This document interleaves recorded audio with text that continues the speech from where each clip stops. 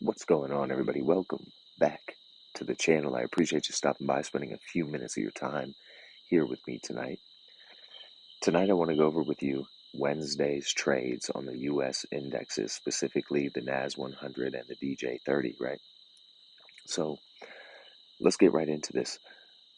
You can see I have these levels marked off on my charts, the two blue lines and the red line. This green line was added just for this video, okay? Just for your viewing pleasure. It's just an interesting observation that I made, okay? Now, all I did to prepare for the current week is mark off these three levels at Friday's close.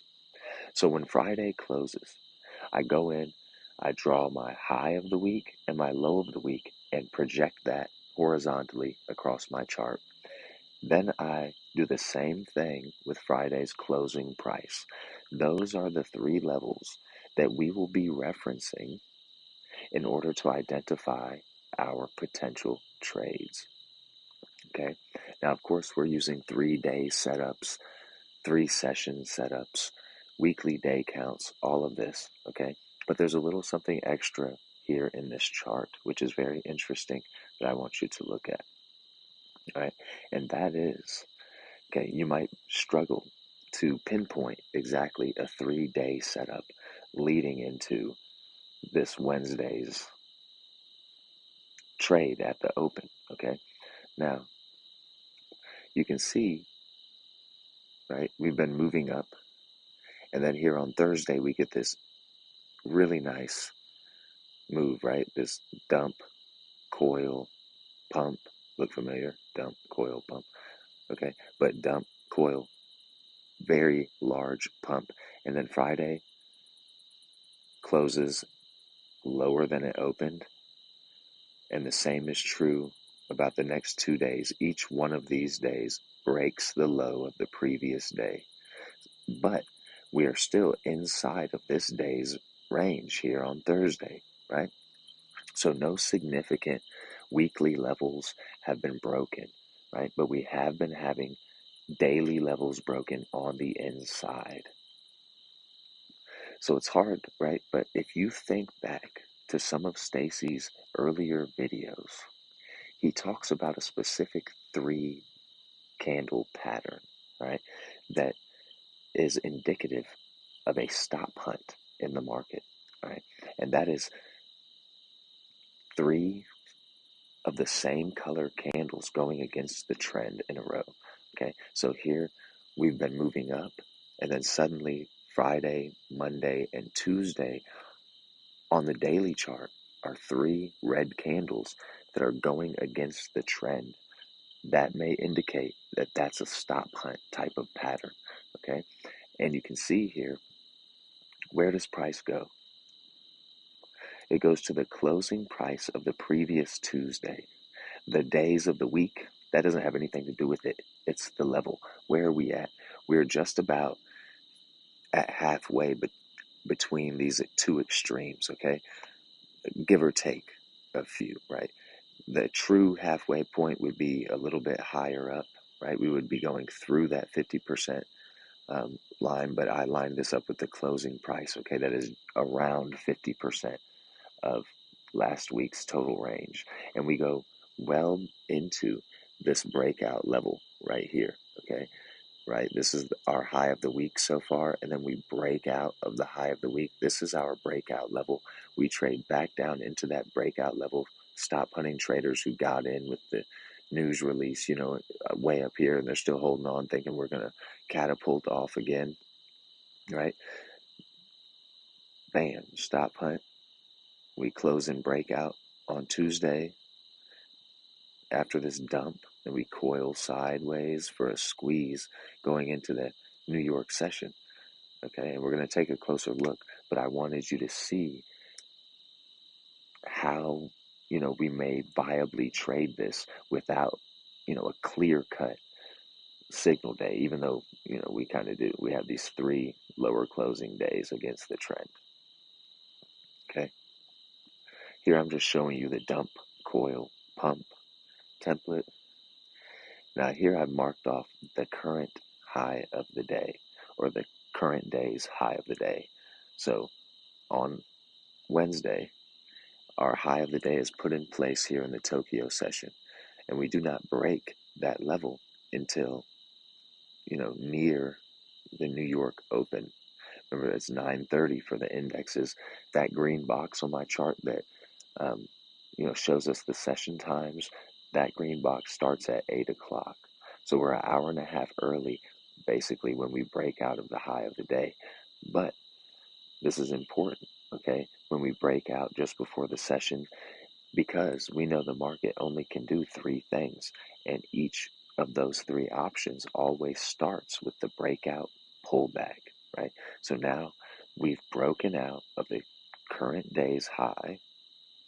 That's our breakout. Now we're looking for a pullback trend trade or a pullback reversal trade, essentially, right?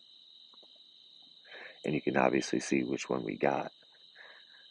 We break out of that high of the day that's marked off by the rectangle, and then we pull back to that level, not once, okay, not twice, but three times before the session opens at 9:30, okay?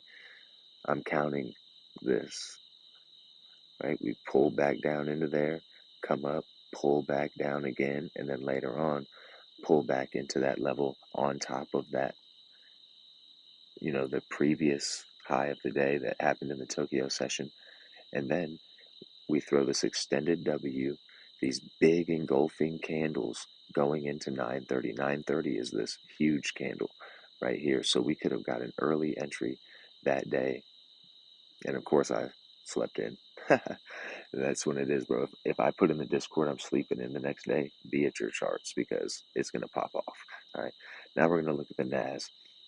So here on the NAS, you can see I have the same levels marked off. The high of the week from the last week, the closing price of the previous week, and the low of the week. You just can't see the low of the week marked off on this chart because we're up pretty high, right? So we have here 3 days of breakout longs in the market. This is our signal day, that day 3 of breakout traders in the market. So we could get the trade that day, or it could be the next day, right? But you can see this dump here is sort of indicative of the tides turning. We've been going higher, then we get this first, because pay attention, right? Every New York session right here, the last 3 days, they bought it up, they bought it up, they bought it up, and then suddenly they sell it, okay? So we might look at the next day with shorts in mind and just be paying attention to what's actually happening on the day, timings, levels, behavior, price, right? So we have our trigger day, we have our day 3, right? We got a setup going on, potentially forming, right? And you can see this is it's a big pump coil dump here. I'm just trying to show you that with that markup. All right. Now, here's our New York, London, Tokyo sessions on the day, okay, on the day of the trade. So if we go back and look, right, at our signal day, this is the day we're zooming in on. Our current day's high was put in place in London, and the current day's low is put in place in London here, right? We have a high, we have a low, then we move sideways going into that New York session, right? Here's our lower low on the inside set up for the pump and dump, right? Or maybe you would mark this off as your lower low on the inside, but this here for me, right? And you can see we basically have a failed retest of that London high. We don't go all the way back up there to that high or whatever, but we go back into that level. So if we're asking ourselves the questions, are we working the high or working the low? Here's our most recent high. Here's our most recent low. So you tell me, are we working the high or working the low? Or if you even took this low, this high, we spike through those highs, that's working the high, all right? We're trading back into those levels. We're working the high for a trade lower. There's our lower low. That's our pump up for the dump. You could even wait to enter this, as we show here. If you waited, because we have this little consolidation, and then we break out of it with that 930 open. So if you're a patient trader, sometimes I just automatically, I'm just going to wait the first 15 minutes. If I can't tell what's, how everything's looking, I'm just going to wait and keep coming back and checking the chart, right? So if you miss this trade right here, you still might have an opportunity, right? So we put in this lower low on the inside, right? You can see where we drop down lower. We pump back up into those levels, fail, give another engulfment. It's an opportunity for a second entry, or you could even add on to your original position if you still held through all of that. If it was me and I got in here, I would have gotten out right here as soon as I saw that little W. I'd be like, okay, maybe it's not going to work out the way I thought it was. I'm going to go ahead and get out of that trade, right? But it never hurts to be patient. And on these opportunities, these ACBs, I've talked to you a little bit about this before. Your entry isn't as important as you probably make it out to be. What's important is that you get in the market, okay? If we're going lower and we have the 3-day setup, we have that nice signal day, and you got an ACB potential setup, it's important to just get in there, right? It doesn't matter if you got in here or right here. If you were holding to the end of the day, you're going to make money. You see what I'm saying? You will have to sit through some heavy drawdown because of a poor entry. But if you stuck through it, and I am not recommending this, you know what I'm saying? I'm just trying to prove a point with this, that, you could get in here or you could wait and get in here. Better safe than sorry when it comes to this type of shit, okay? Because we got money on the line, and money is how we live in this world. So better safe than sorry, you know what I mean? But that's basically it for this video. I hope it made sense. We kept it short and sweet, you know what I'm saying? But I appreciate y'all, man. I'll be back soon. Anyway, man, until next time, I hope you continue to free your mind.